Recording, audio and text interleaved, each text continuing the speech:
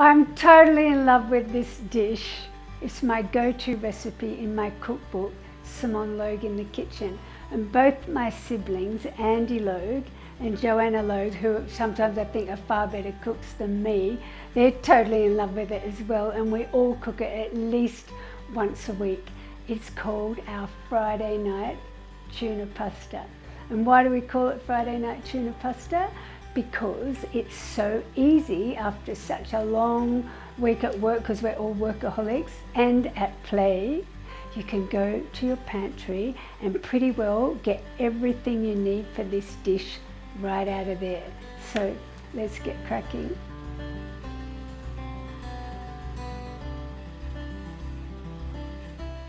We're going to start with the pasta now. It takes about 8 minutes. So sometimes I make the mistake of getting the sauce on first and then I've got to wait for the pasta and we're all hungry and la la la. So we're going to start with the pasta tonight, so we're not waiting around.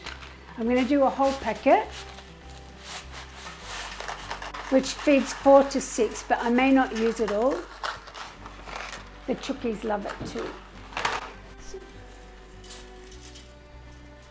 I've got a nice big Le Creuset full of hot boiling water and a little bit of salt. So the boiling water is the secret.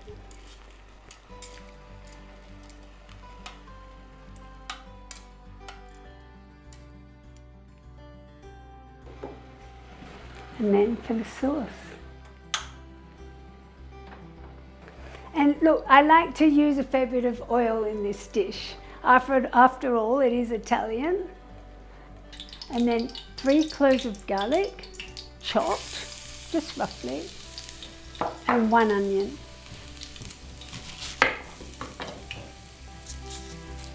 See, I can smell it already. The beginnings of the Friday Night Tuna Pasta.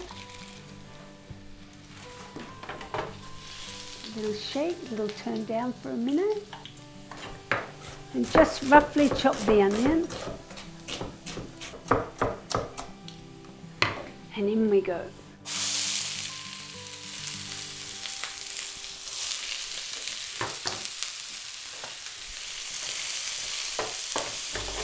So we're just going to sweat those onions down till they soften and become really lovely and fragrant. Now on the table, I have a few of my favourite things. These lovely little cherry tomatoes in the tin, and the Serena tuna, Addicted. And inside here are 2 beautiful little chilies. So I take them out, and with this oil, which has a beautiful tuna flavour, I add it to the pan and the onions. We don't waste anything. And I'm just going to chop these chilies. And then in with the olives. And I do that at this stage because I really want that flavour of the olives to come through. And a couple of big tablespoons of capers. Now don't stress out if you don't have some of these things in your pantry. Like, you know, you can free flow with it. If you don't have capers, it's no biggie. If you've got black olives or green olives, it doesn't matter. The olives are kind of important though. And if you don't have a tin of tomatoes, you can chop a fresh one up or throw some cherry tomatoes if they're in season and they're abundant in your garden. Now, bay leaves, 2, and 1 little sprig of rosemary.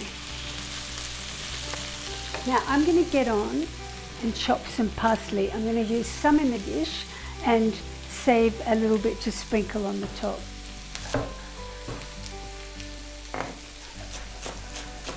I'm getting hungry. Pasta's ticking away. I can smell the olives, the bay, that little sprig of rosemary, which just brings a whole nother level, another accent. And then in with the tomatoes. I'm going to take a tiny little bit of water from the pasta. Now that pasta is almost ready, so I've got to be quick. Zest of half a lemon and the juice. Now call me crazy, whenever I cook with tomatoes, I always put in a little bit of sugar. Not too much, but it just takes that acidic taste off the back. And plenty of salt. So a good pinch. Black pepper.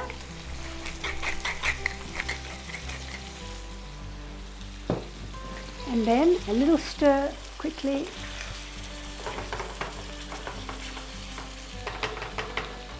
And then I turn the heat down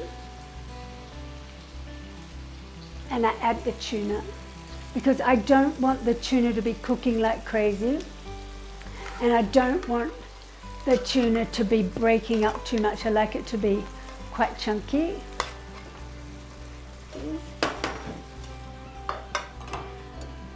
Just break it up a little bit. That pasta is ready to go, so I have to work really quickly. And then I do a totally crazy thing. I take the pasta from the boiling water straight into the pan. And I drag some of the water with it. Some for the chukis. All the fire off. And now I toss. And it's the prettiest dish. And it's the yummiest dish.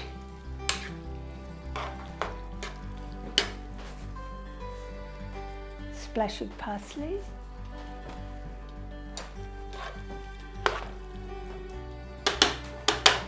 And onto the platter.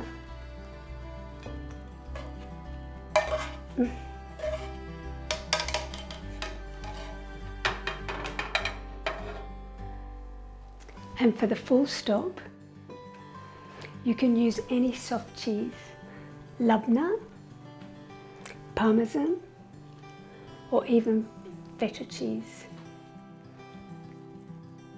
And there we have it. My Friday night